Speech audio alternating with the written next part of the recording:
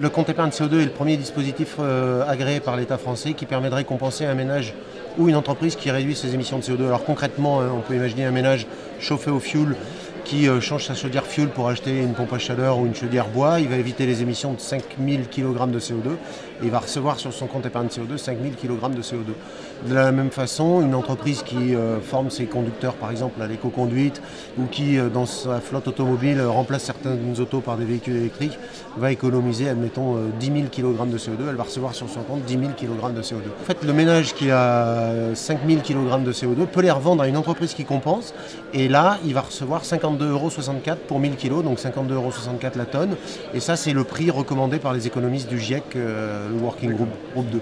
Et l'idée, c'est de l'augmenter tous les ans de 4% pour arriver à 100 €. Et donc, l'objectif est bien de donner un signal prix carbone clair et sur le long terme. Et pour une entreprise, je reviens au chèque CO2, pour une entreprise, elle peut aussi vendre ses crédits, mais elle peut aussi nouer une relation particulière avec ses salariés.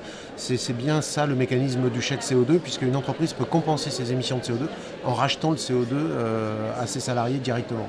Et ça, là, on peut obtenir des prix du CO2 beaucoup plus forts et donc créer une vraie traction sur le dispositif et donner de la valeur au CO2. Les entreprises sont intéressées de pouvoir compenser déjà en France parce que ça leur permet de nouer une relation de proximité avec leurs clients et donc de se différencier et donc d'acquérir des clients. Donc il y a un retour sur investissement puisqu'on gagne des clients ou on fidélise des clients.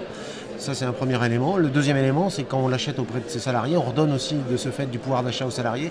Et ça, c'est pour une entreprise très intéressant. Et de ce fait, on arrive bien à donner une valeur au carbone élevée qui pourrait susciter et entraîner les réductions tant désirées. Nous avons transformé le CO2 en une nouvelle monnaie, une monnaie climatique dédiée à la lutte contre le changement climatique.